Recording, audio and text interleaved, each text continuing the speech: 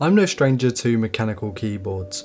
From the Razer Black Widow Tournament Edition, to the G810 Orion Spectrum, to the K65 RGB, I've had a fair few mechs in my lifetime, and I'd call myself a fan. So when Tom from Byte Review put out his review of the iQunix F96, I just had to get a hold of one. I messaged him asking for a contact, he sent them a message with my details, and the rest is history. Just a couple of weeks later, it arrived, it's here, and it's pretty damn awesome.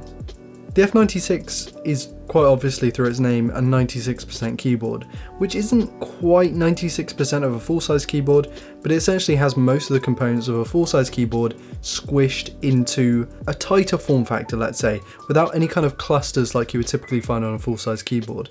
It also kind of resembles some of the full-size keyboards that you might find on, let's say, a laptop that has a numpad with the arrow keys kind of eating into the standard keyboard layout.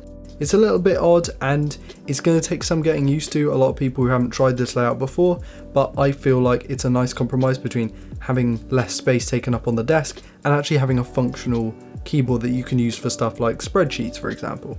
So this compared to the K65, actually Ben from Lover of Tech's K65 that I was using before, or technically it was mine, he sold it to me. Compared to that, it means that I'm only getting a slightly bigger keyboard on the desk, but it also means that I can use the numpad for spreadsheets, and I do use spreadsheets quite a lot, so this is quite useful to have.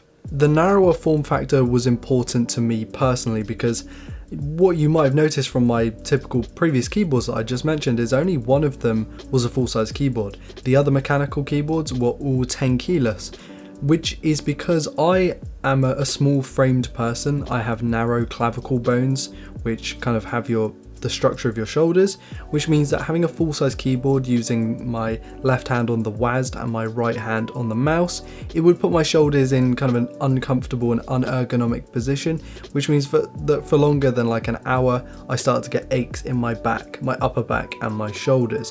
Whereas with a narrower keyboard like this one, it means that I'm not putting myself in such an uncomfortable position, and it means I can game for longer without having any issues and naturally fall into a more ergonomic position. Before we go any further, I'm going to tell you about the variant of F96 that I have. It's the Soda Bubbles color variant, which came out more recently and came with these cool extra keycaps to swap out. I've already replaced my escape key, and there are other caps you can obviously change in the 1U form factor. It's wireless as well as having a USB-C port for wired mode. It's got the RGB option, and I picked Cherry MX Blue switches.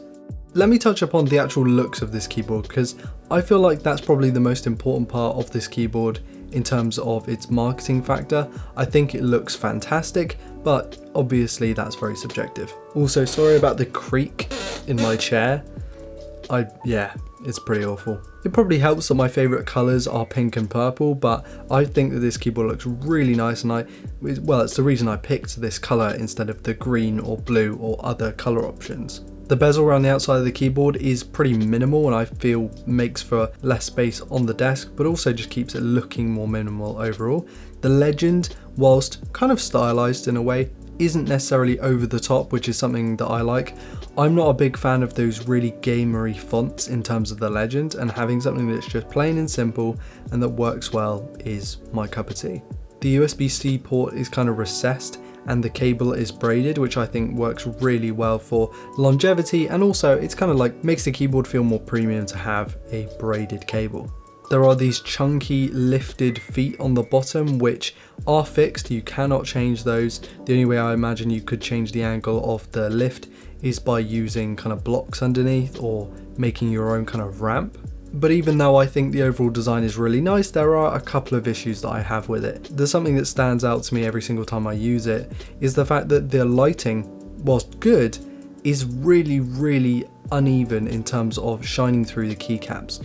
Now firstly, the keycaps themselves, the legends, aren't see-through, they aren't opaque, which means that if you're typing at night, it's kind of difficult to tell which key is which. It's fine if, like me, you can touch type, but if you can't, then that's an issue. And the second part of that whole lighting issue is that it shines really weirdly through different keycaps. Some, and I'll try and get this on video, I'm sure it won't be too difficult, some of the keycaps show more light and some of them show less, and it's so uneven that it kind of makes it look shoddy. Like it's not built very well. Now obviously you can go out there and you can buy a whole new set of keycaps for probably not that much money, and you can get them looking just fine.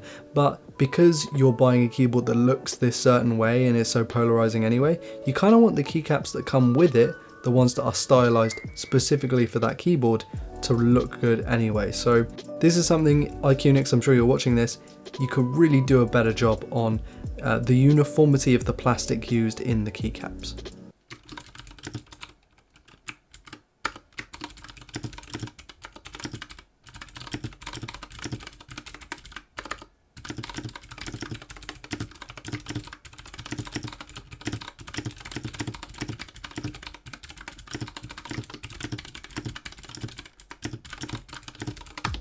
The key switches themselves are claimed genuine Cherry MX Blue switches, which is actually the first mechanical switcher I ever used back in the day on my Razer keyboard from, I believe, 2013.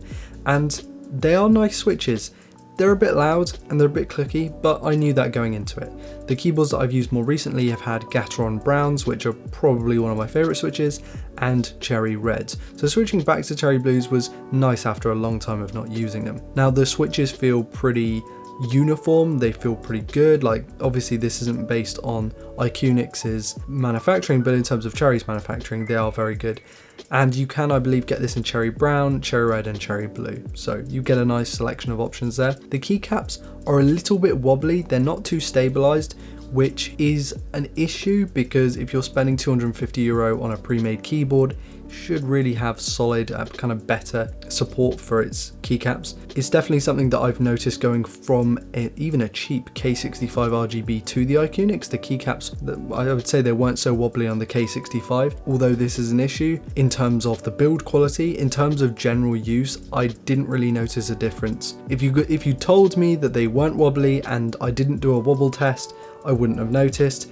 But for those keyboard connoisseurs who are spending €250 on a keyboard, they're probably going to notice this. So if you're really, really picky about your keyboards and how the keys wobble, then you might want to steer clear of this one. There is a wireless dongle in the box, which worked just fine for me on PC and on Mac as well. Even though I picked the wireless option, I didn't use it as much as I used it in wired because I just like being able to rely on the connection to Windows. And Windows has a fair few issues when it comes to wireless devices anyway and wireless connections, so I feel like if I'd have used this in purely Bluetooth or more so Bluetooth, I'd have had a worse experience. Now this is nothing to do with iQunix, this is purely an issue with Microsoft, and God knows I have so many issues with Microsoft stuff. So on Mac it was absolutely flawless, so I can only say good things about the wireless experience. The keyboard's software tool is actually pretty good because it balances functionality with minimalism. You'll notice that a lot of kind of pre-made Razer, Corsair, that kind of keyboard software is pretty gamery and pretty like over the top, and it can be kind of difficult to make your way through it sometimes. Whereas with this, it was very simple, free download, simple from their website. You kind of get a QR code in the box. I mean, obviously it's subjective, but I happen to think this is one of the better keyboard kind of macro lighting kind of controllers based on Windows. Made for Windows, that's what I was thinking of. Now, my job is to write, among other things, but mainly kind of writing scripts and writing articles. And that means that I'm typing an awful lot, usually in one chunk at one time. I've been doing what I do now for about 5 years, and specifically with Android Authority work for a year. So I've really got into writing an awful lot at once. I've been using mechanical keyboards pretty much non-stop since the start of that. And so I feel like mechanical keyboards for people who are typing constantly are really worth it. That said, there's a time and a place. And at €250 or $250, this thing just isn't cheap. If you are probably the average consumer, you're not going to be buying this kind of keyboard, which puts it in more of the slightly enthusiast keyboard crowd. And with the issues that this thing has, I mean, as a keyboard it's fine, but the lighting issues, the key wobble, stuff like that, those little things that really just need a slight bit of fine tweaking to get right. In its current form, I don't think it's worth $250. The fit and finish is just not polished enough for that kind of money. I would happily pay £175 for this, but $250, it's just a bit much. If you fixed the key wobble, if you fixed the lighting, maybe if you included a couple more keycaps kind of as a spare, I reckon this thing would be worth €250, £250, $250, whatever. And that about rounds out this review. I know it's a bit weird, I just wanted to kind of do a keyboard review, and sorry if this has felt a little bit slow. I'm currently a little bit dizzy right now. It's very warm in here and it's also like 2 AM, so I'm kind of finding it hard to stay focused and also to kind of stay awake as well because I just feel so dizzy. Yeah, needed to get this video out anyway, so thank you all so much for watching. Please do like, dislike, comment and subscribe if you're new around here to never miss a video like this one, and also check out all the links in the video description as always. Really does help me out to check out my social media, follow me, like all that kind of stuff. I've just realised my phone torch is on. I don't know how long that's been on, but sorry if that distracted. I want to give a massive shout out to my patrons for being awesome and continually supporting me, so thank you so much to you guys for that. You know who you are. And thanks for those who've recently been tuning into the podcast that we've been doing with Damien and Alex, and also the Twitch streams that I've been doing. I've kind of done 1 or 2 over the past little bit. Thank you for iQunix for sending out this keyboard. No, they did not sponsor this video or really have any impact on what I've said. In fact, I didn't go to them about the keycap issue. So, I mean, that's more my fault than theirs, but still.